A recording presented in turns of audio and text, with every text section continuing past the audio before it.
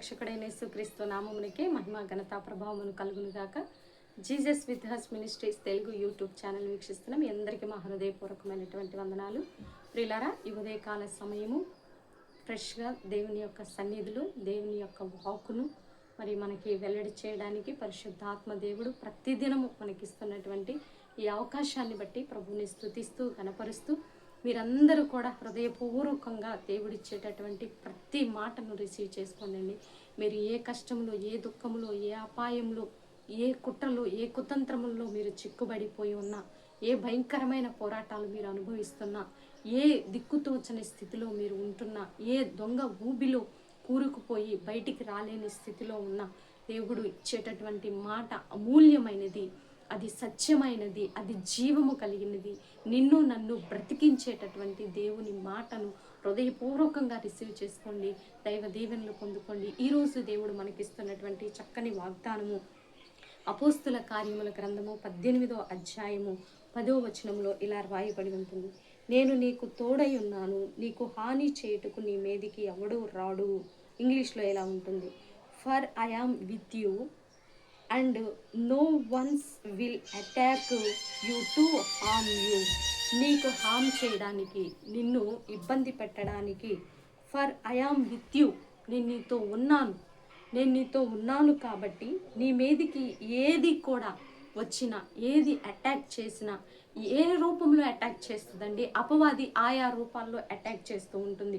నువ్వు మంచి పని చేస్తూ, మంచి ఉద్దేశంతో, సదుద్దేశంతో దేవుని పని చేస్తూ అనేకమైన మంచి పనులు చేయాలి.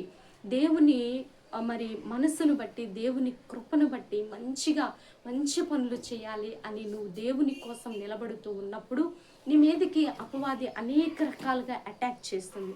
ఈ అటాక్ చేసినప్పుడు ఏమవుతుంది అంటే, మనము అనేకమైనటువంటి అపాయాలకి, కీడుకి, మోసానికి, కుట్రలకి, కుతంత్రములకి, ఆయా రకాల అపవాది పన్నుచున్నటువంటి పన్నాగాలకి, మరి భయంకరమైనటువంటి అబ్షలోము, అహితోపేలు వంటి కుట్రలు కూడా ఒక్కొక్కసారి మన మీద జరుగుతూ ఉన్నప్పుడు గీడులో పడిపోతూ ఉంటాం, భయంకరమైనటువంటి ఊబిలో పడిపోతూ ఉంటాం.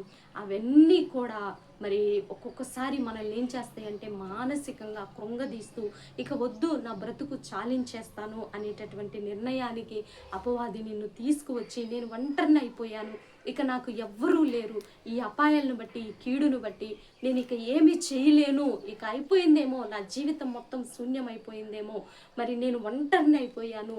యేసు ప్రభు వారు సిలువకు అప్పచెప్పబడిన తరువాత కూడా శిష్యులందరూ చెదిరిపోయి యేసు ప్రభు వారు మాత్రమే ఒంటరిగా మిగిలిపోయారండి. ఆ యజ్ఞము, ఆ సిలువ యాగము, ఆ సిలువ భారమును మోయటానికి యేసు ప్రభు వారు ఒక్కరే మిగిలిపోయారు.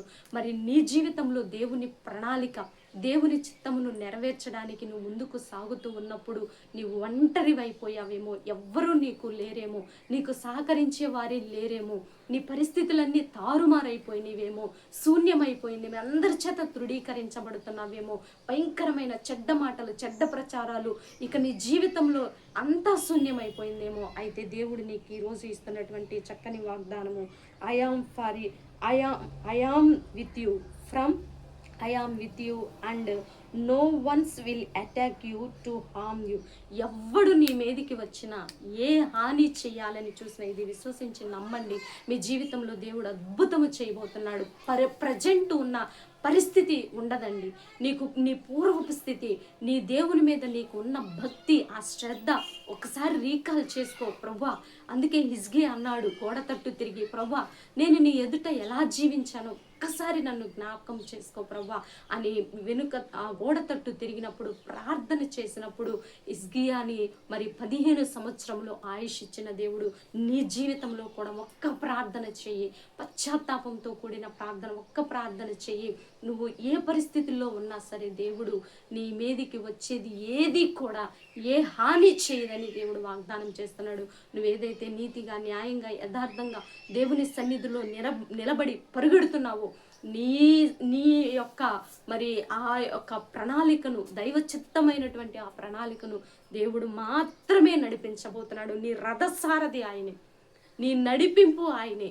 నీ నీ ముందు ఉండి ఆయన నీకు దూతగా ఉండి నడపబోతున్నాడు. ఇప్పుడంతా ఎలా జరిగిందో తెలియదు కానీ ఇక ముందు నీ జీవితంలో నీ దేవుడే నిన్ను నడిపించబోతున్నాడు. ఆయన నీకు తోడుగా ఉండబోతున్నాడు. For I am with you. ఆయన నీతో ఉన్నాడు. నీ మీదికి ఏది వచ్చినా ఏ హాని చేయదని దేవుడు మనవి చేస్తూ నీకు ఇస్తున్నటువంటి చక్కని వాగ్దానము. ఈ వాగ్దానాన్ని రిసీవ్ చేసుకోండి. మనం పూర్వకమైన దీవెనలు మనం పొందుకోబోతున్నాం. ప్రార్థన చేద్దాం. ప్రార్థన. పరిశుద్ర మహాగణుడ ఘనమైన తండ్రి, మీరు ఇచ్చిన చక్కని వాగ్దానాన్ని బట్టి నీకు వందనాలయ్యా. ఆయా లోకంలో, మరి సమాజంలో, కుటుంబంలో, సంఘంలో, పరిచర్యలు అనేక రకాలుగా తృఢీకరించబడి బలహీనలైపోయినటువంటి వారిని నాయన నీ ఒక్కసారి జ్ఞాపకం చేసుకో తండ్రి. వారి పరిస్థితులు ఎలా ఉన్నాయో తెలియదు కానీ ప్రభా, వారి దేనిని బట్టి చింత, వేదన, కన్నీరు, దుఃఖము, అయా ఒంటరితనము, భయంకరమైనటువంటి అపవాది పోరాటము, కుట్రలు, కుతంత్రములు, భయంకరమైన పోరాటం అనుభవిస్తున్నారు. అట్టి బిడ్డలకు మీరు ఇచ్చిన ఈ చక్కని వాగ్దానాన్ని బట్టి మీ కృతజ్ఞతాస్తుతులు చెల్లిస్తూ వారి జీవితాల్లో మీరు గొప్ప మేలు చేయబోతున్నందుకు, ఘనత తేగబోతున్నందుకు, మహిమకరమైన నీ కార్యాలు చేయబోతున్నందుకు మీ కృతజ్ఞతాస్తుతులు చెల్లిస్తూ ఆయా ఫ్రెష్ లైఫ్ తండ్రి, ఫ్రెష్ జీవితం అపోస్తులుడైన పౌలు అనుభవించినట్లు వారి జీవితాల్లో మీరు గొప్ప కార్యములు చేయబోతున్నందుకు మీ కృతజ్ఞతాస్తుతులు చెల్లిస్తూ భారతదేశాన్ని దీవించండి, తెలుగు రాష్ట్రాన్ని దీవించండి. వ్యాధి బాధల్లో ఉన్న వారికి విడుదల, మూయబడిన గర్భాలు తెరవబడును గాక, విడిపోయిన కుటుంబాలు కట్టబడును గాక, కోర్టు కేసులు, అక్రమము కేసులు, భయంకరమైన కేసులన్నీ కొట్టివేయబడును గాక యేసు నామములో తండ్రి. ఈరోజు బర్త్డే, వెడ్డింగ్ డే జరుపుకునే బిడ్డలందరినీ కూడా మీరు దీవించి ఆశీర్వదించమని యేసయ్య అతి పరిశుద్ధమైన ఉన్నతమైన నామము అడిగి వేడుకొని పొందుకొని ఉన్నాము తండ్రి. Amen, amen. ప్రియులారా, ఈ వీడియో మీకు నచ్చినట్లయితే లైక్ చేయండి. దేవుని యొక్క మహాకృప మనకి తోడుగా ఉండి నడిపించును గాక. God bless you. Praise you.